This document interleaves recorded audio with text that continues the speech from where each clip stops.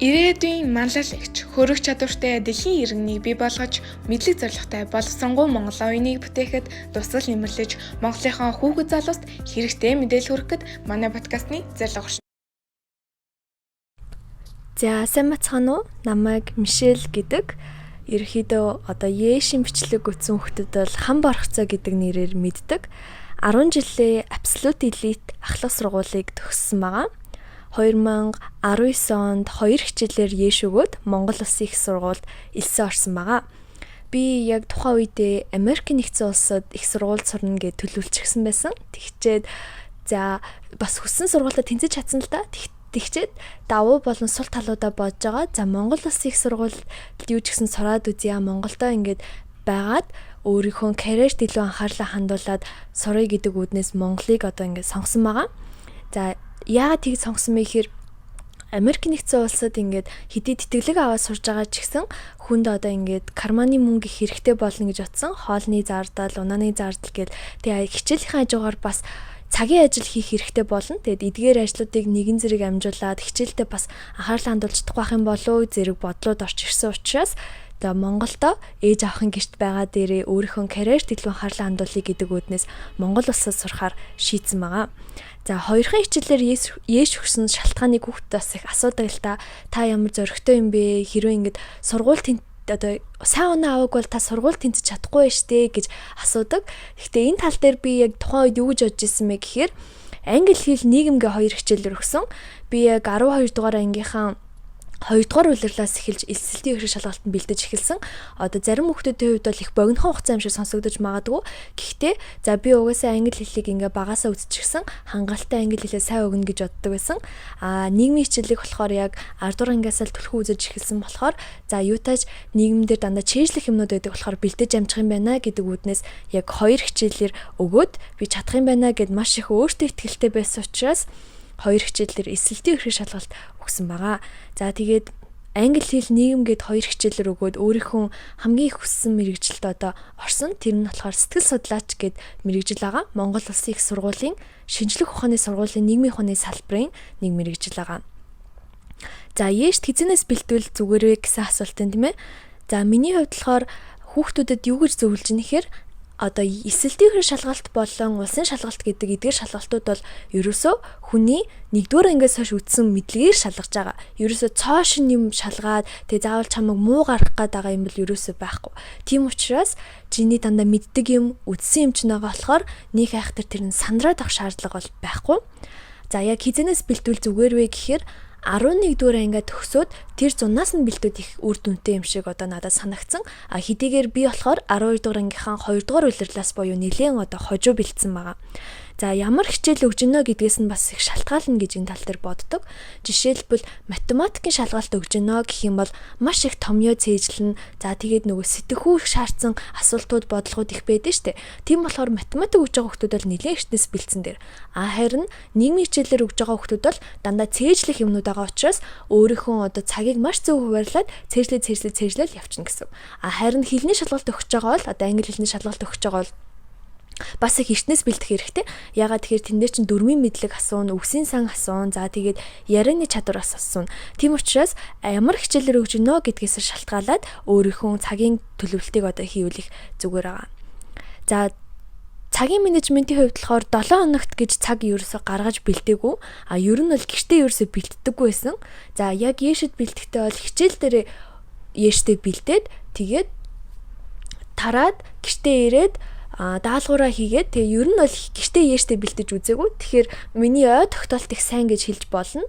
За хэрвээ одоо хүн нөгөө өөрийгөө дүгнэлт их хэрэгтэй л да. За би юмыг хурдан сурдаг. Эсвэл би жоох ингээд нухаж ижи ойлгодог. 2-3 асуулт хариулж тэрнийг бат ойлгож авдаг гэдгийг одоо өөрийгөө тодорхойлоод тэгээд тэн дээрсээ хамаараад цагийн менежментийг гаргах хэрэгтэй.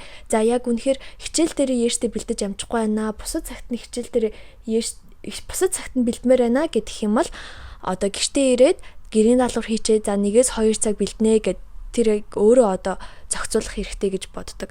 За тэгээд энэ нөхөхийн хажуугаар яаж бэлдүүлэх үр дүнтэй вэ гэхээр өөртөө тохирсон аргыг олно гэж байгаа.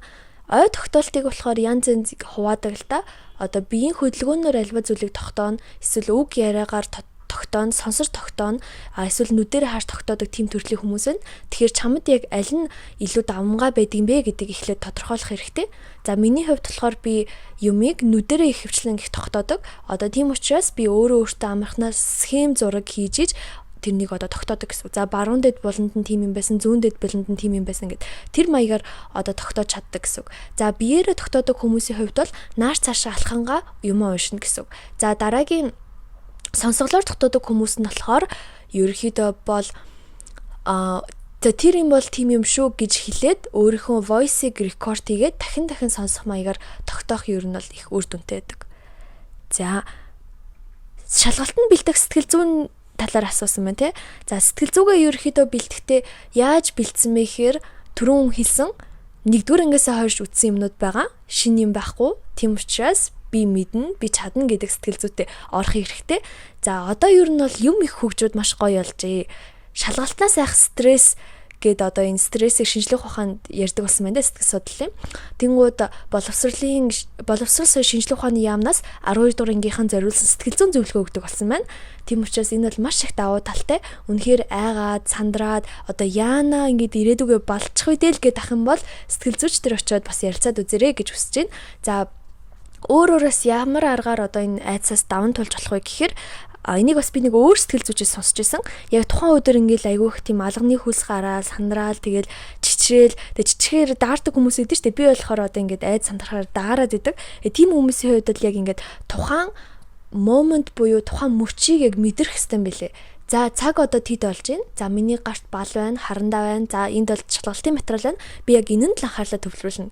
Гэх мэтчлэн одоо тухайн мөчийг мэдэрч өөрийнхөө сэтгэл зүг одоо ингээд давн сэтгэл зүгээ сайжруулж айцаа даван тулах хэрэгтэй юм бэлээ.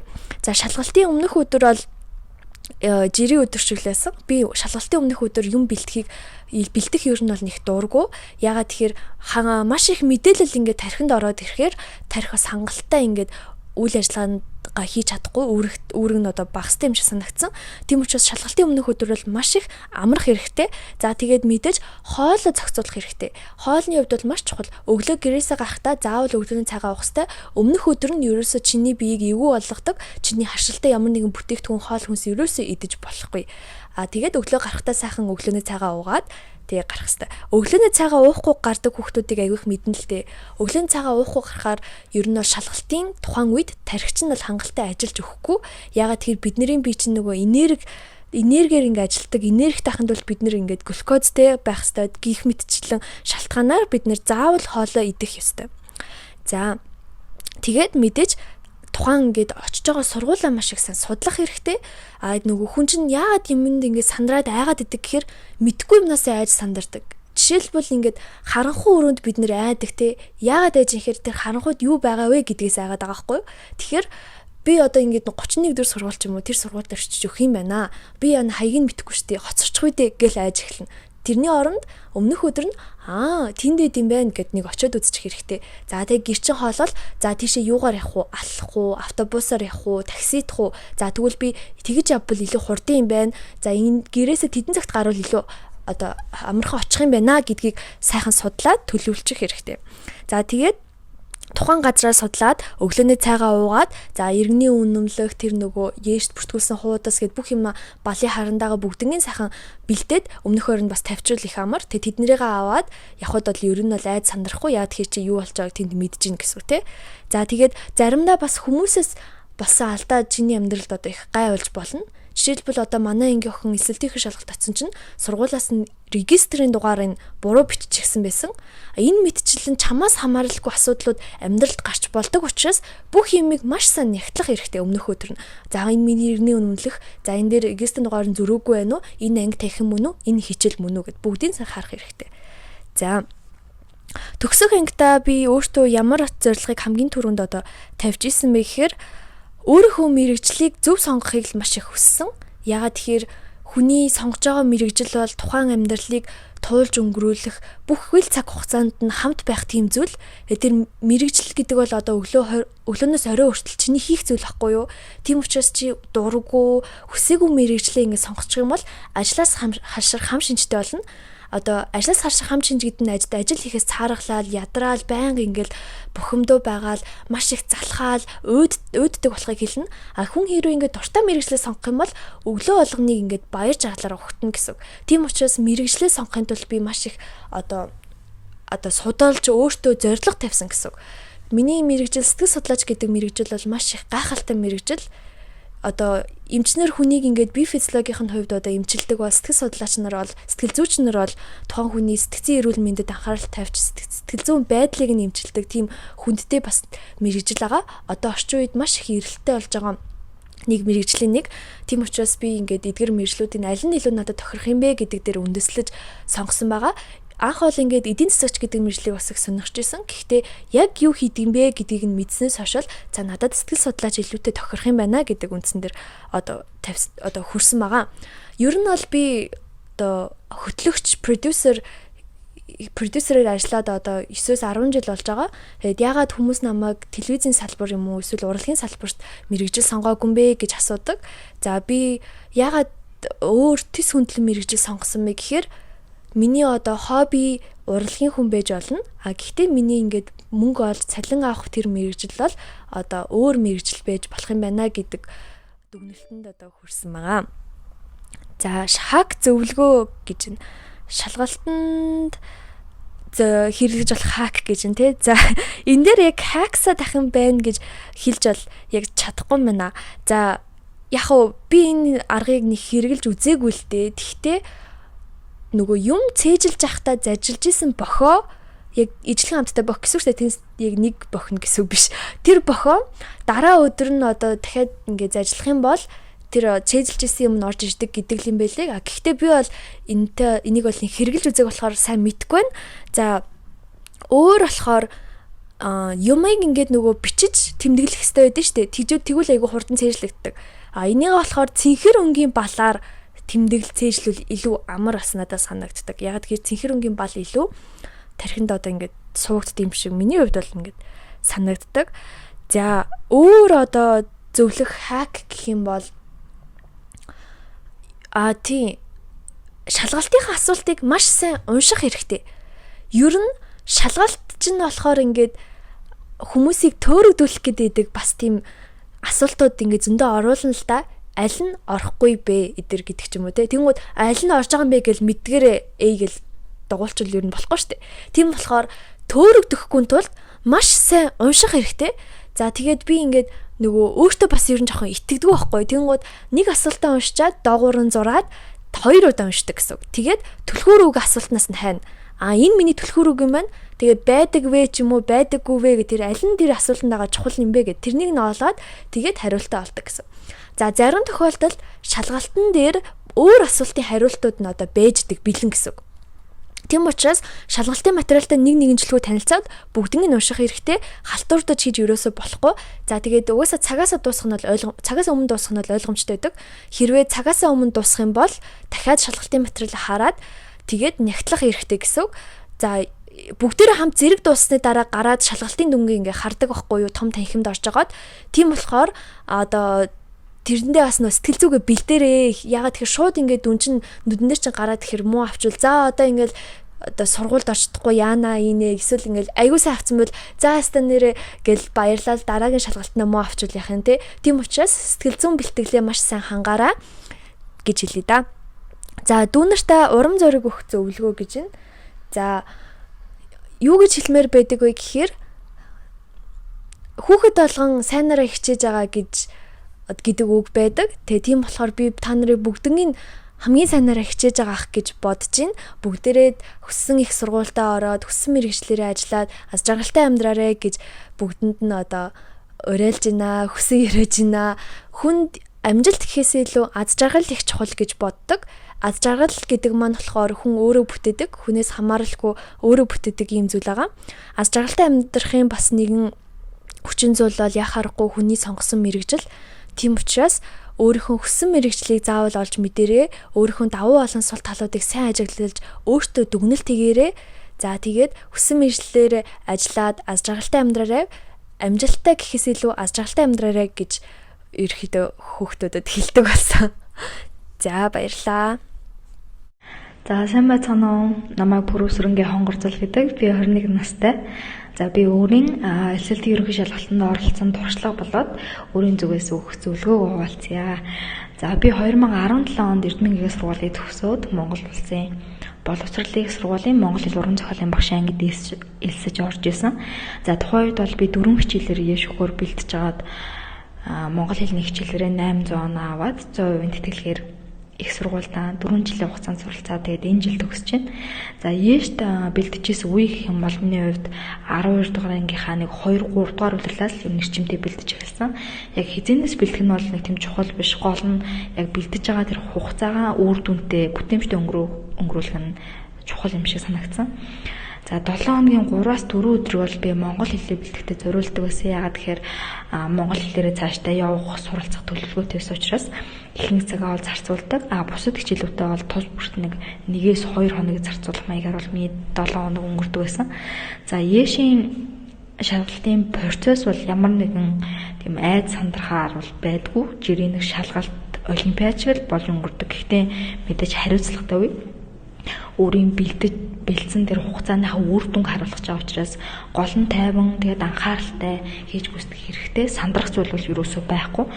Тэгээд хүүхдүүд сандарснаас болоод тестээ буруу бөгөлдөг, цагаа буруу хуваарлдаг, мэддэг зүйлээ санахгүй байдаг ч юм тохиолдлууд байдаг. Цаг буруу хуваарснаас болоод цагтаа хийж амжилтгүй гарч ирсэн. Тэгээд дутуу игээд орхисон хүүхдүүд зөндөө байдаг. Тиймээс та нар одоо ингээд өмнөх жилүүдийн тестүүдийг ажиллаж үзэж байгаа бох. Тэгээд тэр үедээ цагаа хуваарлаад дадлагч жийл сайн. Цагаа хуваарлаад юу нь бол сурч явах хэрэгтэй. Тэгээ мөн яг өөрийн зүгээс ээжт хэрэглэгдэх хичээлийн хэрэглэгдэхүүнүүдээ бас бэлдээд орох хэрэгтэй. За тэгээ шалгалтын өмнөх өдөр бол ямар нэг хүнд бэлтгэл хийгээд хэрэггүй, аль болох тархин амраагаад сайн унтаж амраад нойроо авах хэрэгтэй, өглөөний цагаа бас уух хэрэгтэй. Тэгснээрээ мэдээж хүний тарих сайн сэргийг ажиллана шүү дээ, тийм ээ. Бас өөрийн бие физиологоос хамаараа шалгалтын үеэр чам саад болж магадгүй тэр зүйлүүдэд бодолцож үзэх хэрэгтэй. Жишээ нь шалгалтын дундуур өсөх, цангах, гид зэвүүрхэх, бие өвдөх гэх юм те. Өөрийгөө яг сайн бэлдээрэй л гэж хэлж байгаа. За тэгээд шалгалтандаа орлоо, материал авлаа. Хамгийн амархан тестүүдээ хийж эхлүүлсэн.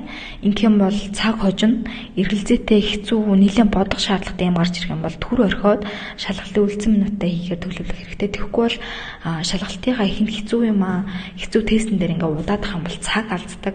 Хэцүү юм сүулт нь сайтар бодоод сайн нухаж хийнэ гэж тооцоолоод тэгээд хамгийн сүулт нь бүх хийсэн даалгавраа эхнээс нь дуустал нь алтайг нь сайн хянж өгөх хэрэгтэй. Гол нь сандрахгүй тэгээд цаг зөв зохицуулаад цагаа зөв зохицуулаад анхааралтай байгаад тестээ зөв бөөлөх юм бол ээшт ямар нэг тийм хэцүү зүйл байхгүй. Тэгээд чиний бэлтгэл бас сайн ангаагдсан бол өөртөө итгэлтэй анхааралтай өгөхөд бол хүссэн оноондоо хүссэн сургуулаа авах бол нэг тийм хэцүү зүйл биш. За тэгээд ээштэй орох гэж байгаа бэлтэж байгаа дүү нартаа бүгдд нь том амжилтыг хүсье.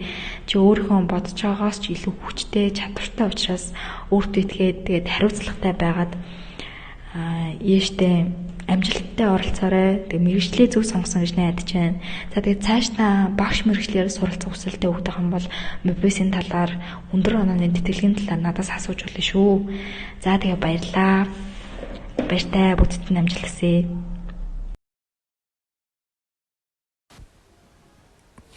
За сайн байцгаана уу? Намайг Мөнхил гэдэг.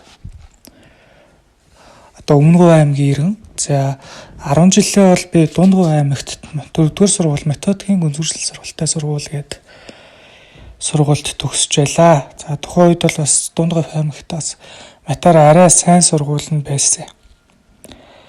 За хамгийн анх ер нь бол би 7-р ангид орохдоо л маттай айгүй дуртай байсан. Тэгээд 11-р анги хүртлэе бол тодорхой төвшөнд бол бас ээшийн шалгалтанд бол бэлтжсэн математикт идэвхтэй байсан. Гэтэ яг бэлдсэн үе нь бол 12 дугаар ангиас л би яг идэвхтэй бэлдэж эхэлсэн л дээ.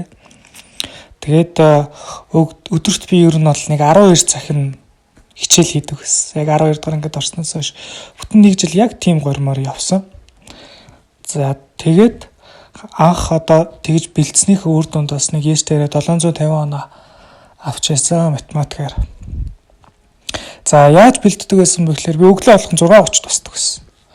Өглөөний цагаа бэлтчихэд за тэгээд хоолнд өглөөний цайгаа уучаад өдөр идэх юмаас бэлдээд хайрцагж авч яваад сургууль дээр хамгийн дөрөнд очино. Тэгээд өглөө 7 гэхэд бол сургууль дээрээ биелээ. Өглөө 8-д хичээл ордог байсан. 7-оос 8-ийн хооронд би хичээл хийгээд хүүхдүүд ирэхэд би хичээл хийгээд сууждаг байсан. Хичээлийн дундуур хэрэггүй хичээлүүдээ буюу өөрийнхөө шаардлагагүй гэж үзсэн хичээлүүдээ бүгдийг хаяад тухайн хичээлийн цаг тэр нь бас л математик гэдэг байсан. Тэгээд өдөр үдийн цай болно. За үдийн цайгаар би нэг нөгөө бэлдсэн юм идчихэд ангид нь 30 минут унтаад за тэгээд 1-ээс 12-оос 1-ийн хооронд таарна. За өдөр 2:30 хүртэл нэг 30 минут амарчаал ахаад 1 цаг бүтэн хичээл хийдэг байсан. Тэгээ 2:30-аас би математик сонгонд ордог байсан л та тухайд. 2:30-аас орой 4 хүртэл хаяа 5 хүртэл математикийн одоо нэг багш нар сонгоон гэж ордог шүү дээ. За тэрэн дээр бас математик бэлддэг байсан. Тэгээд 5-аас 6-гийн хооронд би гэртээ хайрдаггүй. Ахаал сургууль дээр бэлддэг байсан. 6 гээд нөгөө жижүүр маань хөөдөг шүү дээ тийм ээ. За жижүүрдээ хөөгдчихвэл би 6 цагаас англи хэл хийхээ давталханд явдаг байсан. Тэгээд зулаа гэдээ бас английн төлбөртэй багшаалаа. Тэрэнд бол би 6-аас 8 цагийн хооронд тийшээ суудаг байсан. За 8 цагаас дуусчаад та нар намайг харьдаг байсан гэж бодож байна. Үгүй. Би 8 цагаас 10 цаг хүртэл ахаад математикийн төлбөртэй давталханд суудаг байсан. Гэхдээ тэр бол нэг сүүлийн яг 2 сар л тэгж суусан. Эндээс цаг сүүлийн 2 сар өөр багш дээр, өөр хүн дээр ингээд бэлдсэн чинь шал өөр өнцгөөс илүү өөрийгөө сайжирсан. Тухайн давталгын үед бол яг бус төвчний хүүхдүүдээс би жоох илүү байсан. Тэгээ багштайгаа сайхан нийлээд хүүхдүүдтэй ч юмаа зан багшаасаа ч илүү зүйл сурна. Тэгж явдаг гэсэн. Тэгэл 10 цагаас дуусчаал өдөржингөө хичээл хийсэн айгүй их стресстэй ачаалттай байхдаа би үргэлжлүүлээд хаяа нэг PC-ээр ордог гэсэн. PC-ээр орол 1 цаг тоглолцоол 11-ийн үед гараад гэртээ хараад очиод нэг зүгээр авахгүйс аним ахын одоос нэг аним үзээд 7 жил шахуу болж байна. За тухайн үед бол бас ахыг аним ч юм байсан. Бас нэг анимнаас нэг юм 2 анги үзчихэл 12 гэж унтаал ахаал өглөө 6:30. Ерөөс бүтэн 1 жил яг энэ хэмнэлээр би амьдэрсэн. Тэгж давтсан. Гэхдээ би 1 хичээлээр бэлдээгүй, 5 хичээлээр бэлдсэн. Монгол хэл, нийгэм, мат, англи хэл, физик. Тэгээд би өдөрт гэхдээ нийт бэлдэж байгаа цагийнхаа талыг нь математикт, үлдсэн талыг нь үлдсэн хичээлүүдтэй хувааж бэлддэг байсан. Яг өөрийнхөө үр дүнд бас тэгэхээр үр шимийг хүртэж чадсан. Би яг өөрийгөө яаж зоригжуулдаг гэсэн мэй гэхээр яг л тухайн үед ингээд Монгол Улсын их сургуульд орно, Монгол Улсын их сургуулийн бизнесийн сургуульд орно. Энд яаж ч гэсэн заавал орох хэрэгтэй. Энэ сургуульд орж чадахгүй бол цаашаа өөр амьдрал байхгүй юм шиг. Би яг тухайн үед яг тэгж боддог гэсэн. Ээж аав маань ч бас тэгж ойлголцсон. Яг хөө амьдрал байгаа. Ер нь бол бүх сургууль ижилхэн юм заа. Зүгээр л би тухайн үед бол яг хүүхдээс нь тэгж ойлгодог байсан.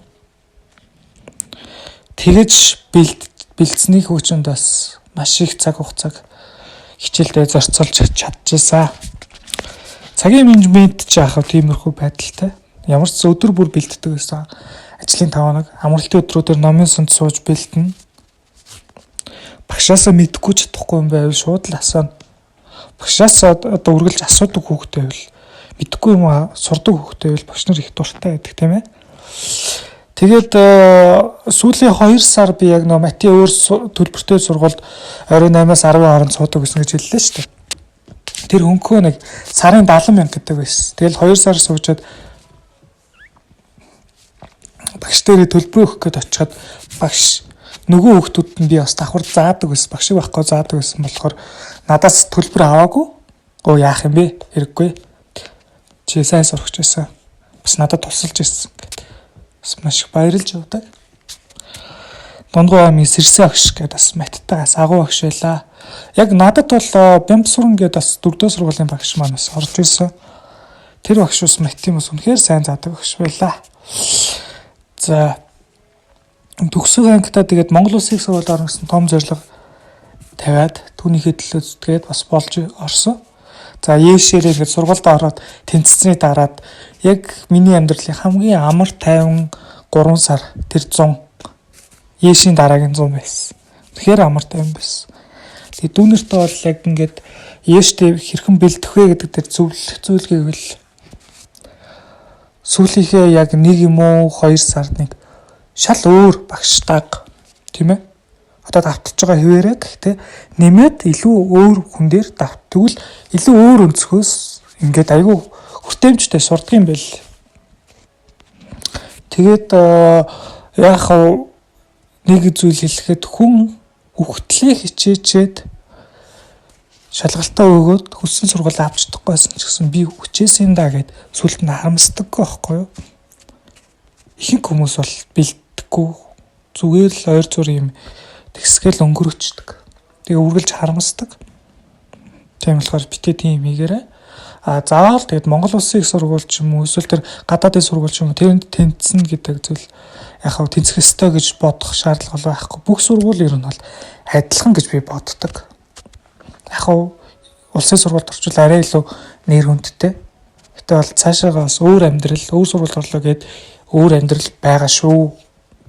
Байдаг юм шүү. Заавал тийм өөр сургуульд хүссэн сургууль авчдаг гутрах шаардлага байхгүй. Гэхдээ хүн хичээвэл хичээснийгээ өөр шимийг хүртдэг. Танаас тийм ээ. Бусдаасаа жоох илүү хичээчихэд л жоох илүү чи хажуу талынхаа ангийн хүүхдээс 1 цаг илүү л хичээчихэд хүссэн сургуулаа авчна. Тэгээ та бүгд амжилт хүсье.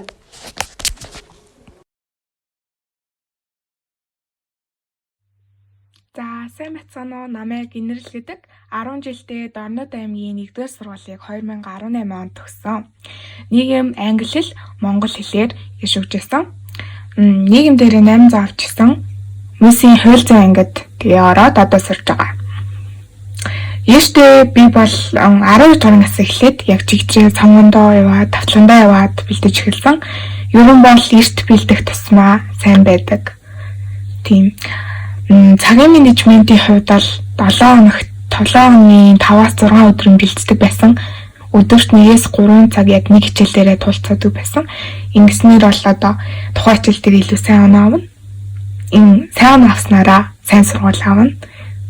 Цагийн менежмент бол иймэрхүү байна. За сэтгэл зүй бол ерөн сэтгэл зүй бол бэлддэг байсан. Тэгээ шалгалт гэдэг зүйлийг амар бодоод хэрэггүй. 12 жил юу сурсныг маань шалгаж байгаа болохоор Ештэй хангалттай сайн бэлдсэн бол сэтгэл санаа тийм хүнд байдаггүй. Шалгалтын өмнөх өдөр бол хичээлдээ хийгээгүй. Яг л тархиан амнаагаа л өнгөрөөсөн. Бусад хүмүүсийн л адил. Төсөх ангидаа л мэдээж хүссэн сургуулаа авах гэсэн зорилготой байсан. Тэгээд шантрах үедээ бол хүмүүсийн мотивац өгсөн бичлэг яриануудыг сонсож урам зориг авдаг гэсэн. Yung одоо ингээд Instagram, Facebook гэх зүйлсүүдэд дандаа тийм өөрийнхөө мотивац авдаг тийм хүмүүсээр хүрээлүүлвэл ингээд шантарсан үедээ үзээд үе энэ хүмүүс чинь би энэ хүмүүс шиг юм мундаг болохын тулд хичээх хэрэгтэй шүү дээ гэж бодож мотивац авдаг гэсэн. Ийм хичээлийн хувьд бол цээжлэх юм айгүй их байдаг. Тиймээс ямаа сайн цээжлэнэ. Гэхдээ нэг л цээжлээ давхиж болохгүй тэгвэл мартдаг. Мартахгүй тул яах ёстой вэ гэвэл ерөн 3-аас 4 удаа давтаж унших хэрэгтэй. Мэдээч нэг өдөрт биш. Тэгээд 3-аас 4 удаа давтаж уншаад толгоонд нэг удаа оруулчлаа. За эхний ээлжинд оруулчлаа гэж үгүй нэг хоногтоо мартахгүйгээр. За харин дараагийн өдрүүдэд болохоор айгу ингээд түүхээрээд мартаад ирдэг. Яагаад гэдэг вэ гэхээр хүн ерөн бол штэ нэг цээжлэх гэж байгаа юмцаага заавал 3-аас 4 удаа таарчиж тэр хүний тэр юмаа яг толгоонд сайн суулгаж яг цээжлэх хэвгүй юу яс. Тийм учраас одоо миний хувьд бол сошиал хэрэглүүрүүдээ дандаа нийгмийн талаарх зүйлсээ ингээд хүрээлүүлж нийгмийн талаарх мэдээллүүдийг оруулдаг болсноор ингээд тэр зүйлээ мартахгүйгээр дандаа харж байснаар толгоонд сайн суулгаж чадсан. Энэ бол маш том зөвлөгөө шүү. Энийг ерөн бол туршиж үзвэл нийгмийн хичээл бол 800. За та бүхэн хичээвэл хүссэн сургуультай тэнцэж чадна. Мэдээч одоо Harvard, Oxford гэдэг сургуулиудад ч гэсэн хүн яг хичээгээл тэр зүйлдээ үнэхээр хүрэхийн тулд мэрийж байвал бүх зүйл болно. Тийм учраас өөртөө итгэлтэй байгаарай. Амжилт хүсье.